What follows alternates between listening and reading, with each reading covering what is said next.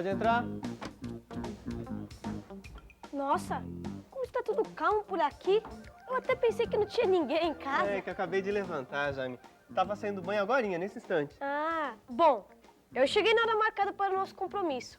E além do mais, hoje não é sábado, né? Não é dia de tomar banho. Como não é sábado? Claro que hoje é sábado, rapaz. Bom, e tem outra coisa, né? Eu tomo banho todos os dias, não só os sábados. Mas hoje é sábado? Eu poderia jurar que é domingo, dia de ir ao planetário. Ah, pera aí, você confundiu tudo. Dia de ir no planetário é amanhã. Vou eu, você e a Cíntia. A gente tem um sábado inteiro ainda pela frente. Ah, é? Como é que eu pude fazer essa confusão toda? Eu acho que eu tô ficando biruta mesmo, hein, professor? Não, pera aí, biruta não. Você tá ficando mais biruta, né?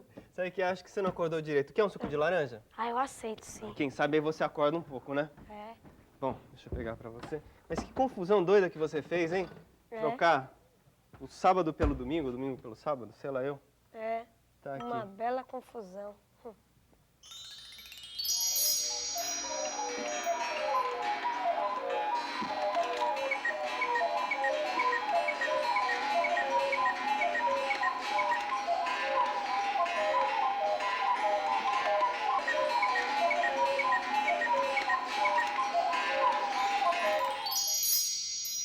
Que coisa mais esquisita achar que hoje já é amanhã, né? É, o amanhã já é hoje, né?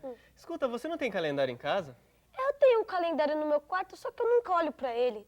Deixa ele lá. Sabe o que eu acho que aconteceu com você? Alguma coisa na sua rotina deve ter sido alterada. Vai estar certo. Alguma alteração? É, por exemplo, o que você costuma almoçar às sextas-feiras? Ah, toda sexta-feira eu almoço peixe. Ah, então foi isso. Ontem minha mãe não fez peixe, ela fez na quinta. Ah, então está explicado, né? Então é isso aí. Uma modificação da rotina fez você criar essa bagunça toda entre sábado e domingo, né? É, e eu já ia ficando sem o sábado. Ah, mas mais cedo ou mais tarde você ia perceber, né? É, talvez. Agora, sabe o que eu acho que passou na sua cabeça? Você imaginou que a Terra deu 2 rotações em torno do seu eixo em lugar de uma só. Eu trocando o dia e você cheio de globo em casa. Eu acho que quem tá biruta não sou eu não, é você, hein? Bom, é que esses globos aqui eu vou usar numa aula que eu vou dar na semana que vem a respeito de princípios de astronomia. Tá? Agora, eu acho que não custa nada a gente revisar todos esses conceitos de rotação, o que é dia, o que é noite, não é? Claro. Bom, então vamos fazer o seguinte, coloca esse globo lá na bancada enquanto eu pego a fonte de luz, tá? Ok. Pronto. Tirando fruteira. É isso aí. Já tá aprendendo, né? É. Bom, deixa eu acender minha fonte de luz aqui. Pronto, tá aí. Então, essa fonte de luz, ela vai fazer o papel de sol, tá? Sol iluminando a Terra.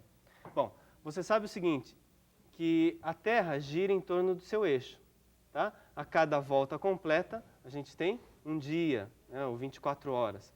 Muito bem. Agora, como é que a gente pode relacionar isso, dia e noite? Vamos só pensar. Essa região que recebe luz, recebendo luz diretamente do Sol, está passando pelo dia, enquanto que a outra região... Pela noite. Pela noite. Muito bem. Até aí tranquilo, né? Bom, vamos imaginar uma cidade que fique nessa linha que divide o globo terrestre em 2 partes. Como que é o nome dessa linha mesmo? Linha do Equador. Isso. Vamos imaginar uma cidade na linha do Equador aqui, tá? Na América do Sul. No Brasil mesmo, né? Pode ser.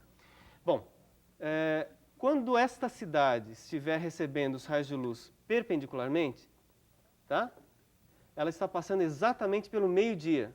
Então, quando os raios de luz atingem perpendicularmente a cidade, exatamente meio-dia. Agora, qual é o horário da cidade que fica exatamente no extremo oposto? Ah, é meia-noite. Meia-noite, né?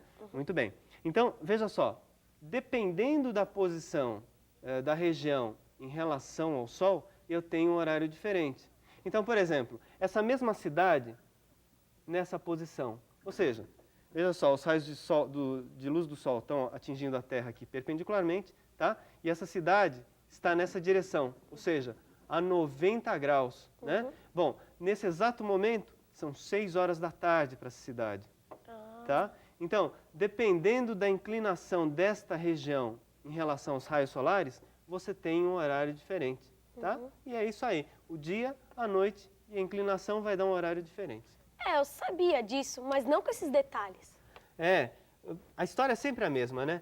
um dia depois do outro, e a gente acaba perdendo esses detalhes. É, e a gente acaba esquecendo que ainda é noite no Japão. Ainda não, já é noite, porque os relógios no Japão estão 12 horas adiantados em relação ao relógio aqui do Brasil. Uhum. Bom, vamos até o monitor ver essa história direito, vai. Bom, agora você vai entender direitinho essa história toda, né? Você já sabe que o movimento de rotação da Terra determina o dia e a noite. Então, quando é noite num local do planeta, é dia em outro. E as horas do dia e da noite são iguais em todas as partes? Se no momento são 10 horas da manhã no Brasil, são também 10 horas da manhã na Austrália? É fácil perceber que os horários não coincidem. Enquanto no Brasil são 10 horas da manhã, a Austrália já passou sob os raios do sol há muito tempo e já são 9 horas da noite. Para estabelecer os diferentes horários nas diversas regiões do globo, foram criados os fusos horários. O globo foi dividido em 24 partes, cada uma correspondendo a uma hora. Todas as regiões dentro do mesmo fuso horário marcam a mesma hora. Para a esquerda ou a oeste, vai diminuindo. Para a direita ou leste, vai aumentando. Para entender e usar corretamente os fusos horários, é preciso consultar um mapa mundi ou o globo. Suponha que o dia está amanhecendo no Japão. No Brasil, o sol está se pondo. O dia anterior está acabando. Em seguida, no Japão é meio-dia, no Brasil é meia-noite e assim por diante. Isso acontece porque o Brasil fica 12 fusos horários a oeste do Japão. Ah, é por isso que a seleção brasileira viaja uns dias antes do jogo, né? Os jogadores têm que ir antes para se acostumando com os horários diferentes. Então a contagem do tempo tem a ver com o sol? É isso aí. E aquele movimento de Translação. É o movimento que a Terra faz ao redor do Sol. Bom, que tal a gente dar uma olhada direitinho nesse assunto, hein? É melhor. Então vamos fazer o seguinte, você vai tirar aquele globo enquanto eu levo esse outro sistema. Através dele, você vai entender direitinho o que é esse movimento de translação. Bom, está aqui. Olha, bom, essa lâmpada, essa fonte de luz, faz o papel de sol, tá? Aqui você tem a Terra e esse satélite aqui, perto da Terra, o que é? É a Lua. É a Lua, né? Muito bem. Bom, o movimento de translação, como eu disse para você, é o movimento que a Terra faz ao redor do Sol, tá? Então seria esse movimento aqui. Então veja só, a Terra está girando ao redor do Sol, tá? E esse movimento a gente chama de translação. Quando nesse movimento de translação a Terra dá uma volta completa, é o que a gente chama de ano. Então o ano terrestre é essa volta completa ao redor do Sol. Muito bem. Então veja só, eu tenho dois movimentos aí até agora, dois movimentos fundamentais, que é o movimento de rotação da Terra ao redor do seu eixo, né? Que vai, no caso, vão criar os dias, né? Dia e noite, você vai ter o dia e a noite, e esse movimento de translação ao redor do Sol, que vai determinar o ano. Muito bem. Quantas voltas a Terra faz sobre o seu eixo num ano? 365 voltas. Isso, 365 voltas ou 365 dias, né? Bom, então é isso. O ano terrestre possui 365 dias. Legal esse seu modelo, hein? Através desse modelo fica mais fácil entender, né? O que é movimento de translação. Eu queria saber uma coisa. E sobre o ano bissexto? Eu nunca soube direito o que foi. Bom, isso daí é fácil explicar. Acontece o seguinte, que o ano terrestre tem 365 dias e mais 6 horas, né? Isso daí você sabia? Que além das 365 voltas, ainda sobram 6 horas? Então, à medida que a gente conta o ano, a gente esquece dessas 6 horas. Mas depois de 4 anos, veja bem, 4 anos com 6 horas sobrando em cada ano, quanto que vai dar? 24. 24 horas, ou seja, um dia completo. Então, de 4 em 4 anos, a gente tem que acrescentar um dia a mais em fevereiro, que é o dia 29 de fevereiro. E eu que pensei que fosse mais complicado. Também, né, com um professor desse, né, cara? Bom, existem outros detalhes, né? Mas isso que eu falei para você é fundamental. Não vamos complicar mais. Certo. E qual o movimento que caracteriza um mês? Bom, o movimento da Lua em relação à Terra. Então, veja bem, à medida que a Terra gira ao redor do Sol, a Lua também gira ao redor da Terra. E esse movimento que a Lua faz ao redor da Terra demora 27 dias e meio aproximadamente, e é o que caracteriza o mês. E eu que pensei que o mês também tivesse a ver com o Sol. Bom, mas pensou certo, porque existem cálculos relacionando o período de um mês com um dos movimentos do Sol. É, mas eu prefiro ficar com a Lua mesmo. É mais simples, né? Inclusive é o mais utilizado. Esse daí é o chamado mês lunar. E por falar em Lua, eu gostaria de aprender direito sobre essa história de Lua cheia, Lua minguante, Lua nova. Tá legal. Essas daí são as fases da Lua. Mas antes, vamos dar uma olhadinha no monitor. Vem aqui.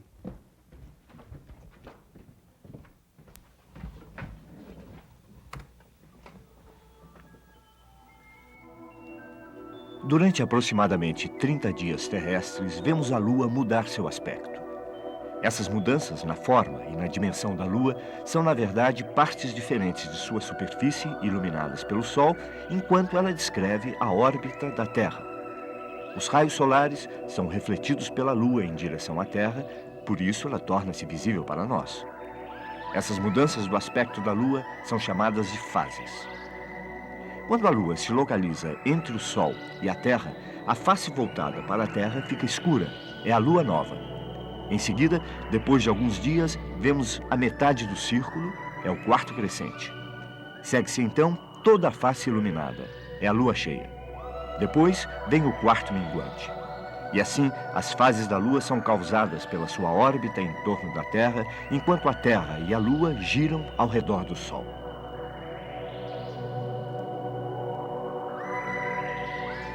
Eu acho a Lua tão interessante. É você, os poetas, os namorados apaixonados. É, sai pra lá. Eu gosto é de jogar futebol, isso sim. O que será? Peraí. Alô? Oi, Cíntia, tudo bem? Atrasada? Não, peraí. É amanhã. Hoje é sábado e amanhã é domingo. A gente vai no planetário amanhã, domingo. Lógico que eu tenho certeza, Cíntia. Tá bom, então. Tô te esperando aqui, hein? Tchau. Bom, parece que virou moda agora, né? Achar que hoje é domingo. Primeiro você, depois a Cíntia, eu, hein? Ah, isso é fácil de explicar. É que a Cíntia foi almoçar lá em casa e fez a mesma confusão que eu. Pô, eu nunca vi uma coisa dessas, viu? Pois é. Sabe o que eu acho que eu tô entendendo? A Cíntia foi almoçar na sua casa. Quando eu falei de lua, você ficou com aquele olharzinho de peixe morto. E Tô não sabendo. vem, não. É, muita coincidência, né? Você, a Cíntia e você. Nós somos apenas bons amigos. Ah, sei, bons amigos, né? Acho que eu tô entendendo essa história, viu? Eu estava pensando no tamanho da Lua.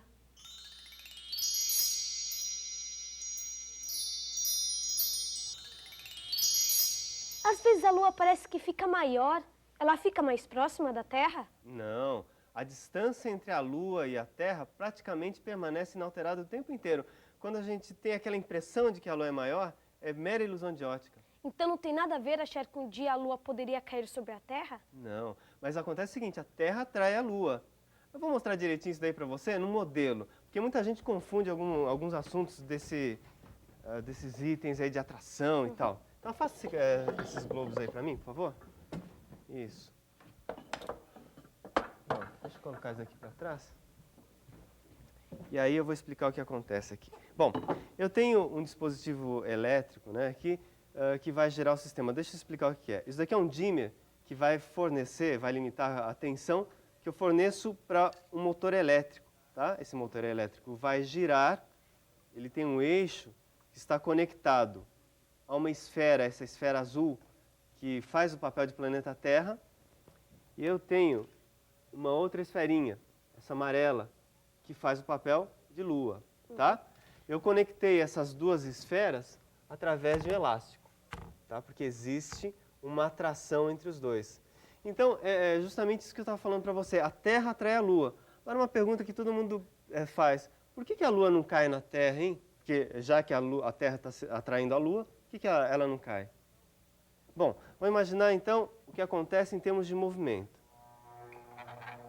Olha, então a Terra está girando no seu movimento de rotação e a Lua acompanha esse movimento. Tudo bem? Então você perceba que com esse movimento eles ficaram um pouco afastados, né? Agora, a distância entre a Lua e a Terra permanece constante. O que vai acontecer se esse elástico, né, arrebentar? Ele sai voando. Sai voando, né? Ele sai pela tangente. Então, veja só, a tendência nesse movimento de rotação, a tendência da Lua é escapar pela tangente. É o princípio da inércia, né? A tendência de um corpo continuar seu movimento em linha reta. Muito bem. Mas contra essa tendência de seguir em linha reta, tem uma força que atrai a Lua. Como é o nome dessa força? Força gravitacional. Muito bem.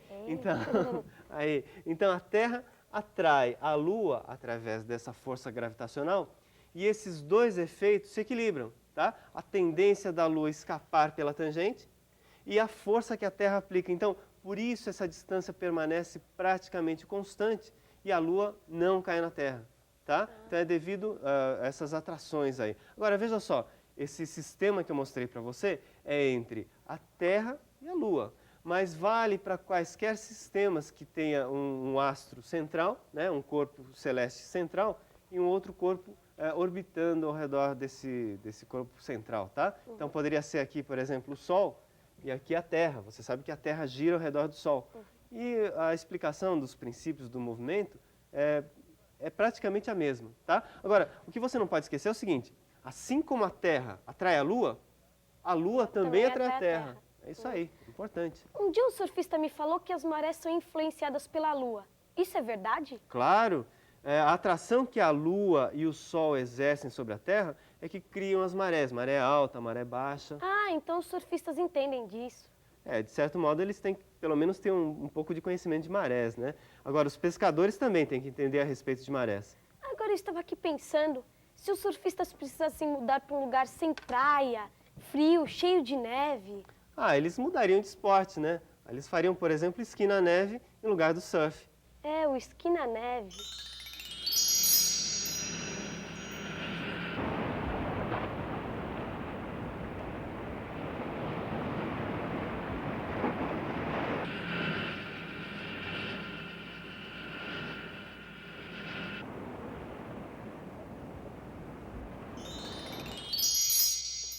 Os dois esportes têm um a ver com o outro, né? Isso, os esportistas têm que ter muito equilíbrio nos dois, né? O surf é esporte para o verão e o esqui é para o inverno. É isso aí. E agora vamos falar sobre as estações do ano? É mesmo, a gente precisa falar sobre isso, né? Eu tenho uma matéria que fala justamente a respeito das estações do ano. Vamos dar uma olhada? Vamos lá.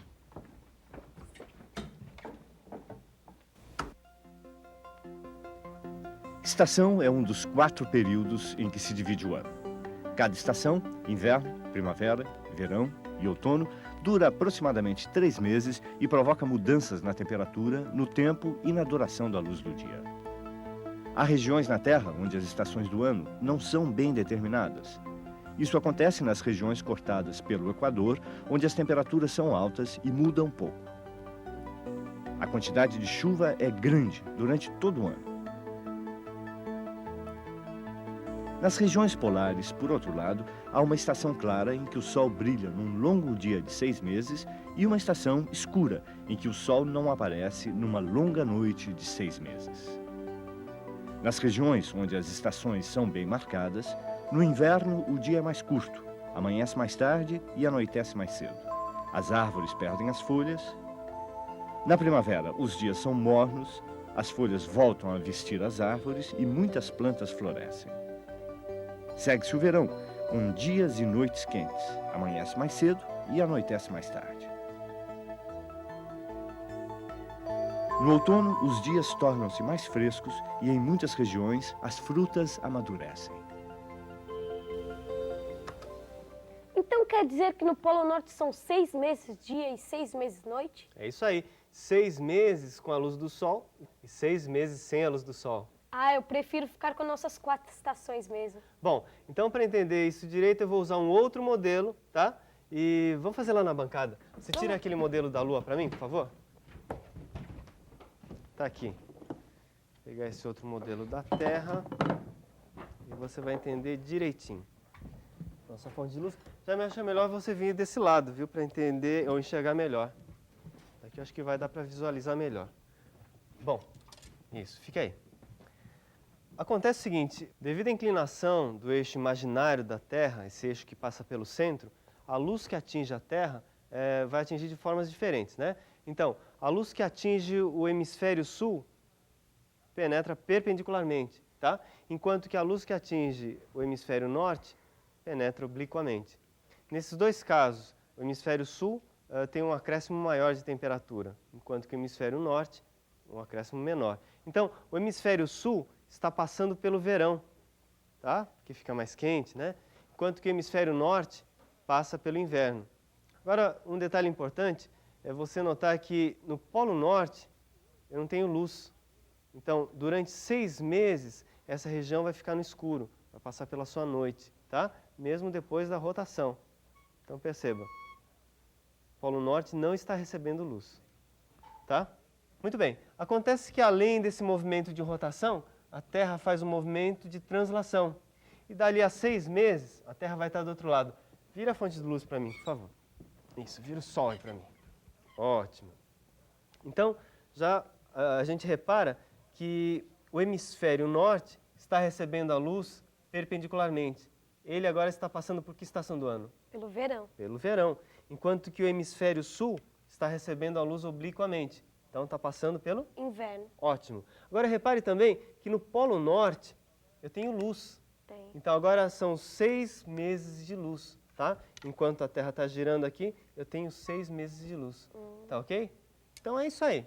O que mais me impressionou foi aquela história da noite durar 6 meses. Ah, realmente é um fato interessante, né? Agora, um fato mais interessante que isso é a aurora boreal. E também tem a ver com o Polo Norte? Tem, com o Polo Norte e com o Polo Sul. Vamos dar uma olhada no monitor. Bem, no Polo Norte a gente chama de aurora boreal. E no Polo Sul a gente chama de aurora austral. É um fenômeno luminoso, cria-se uma coroa luminosa que emite jatos de luz. E isso acontece porque cargas eletrizadas, né, partículas eletrizadas, são emitidas pelo Sol e ao aproximar dos polos, eles sofrem desvios, né? É um fenômeno muito bonito, quer ver?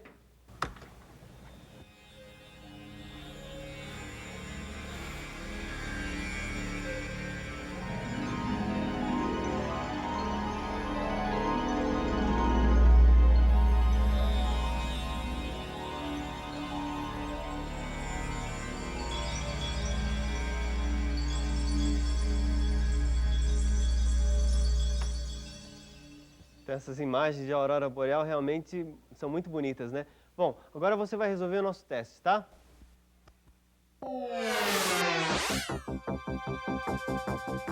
Quais os principais movimentos que o planeta Terra executa? Translação e rotação.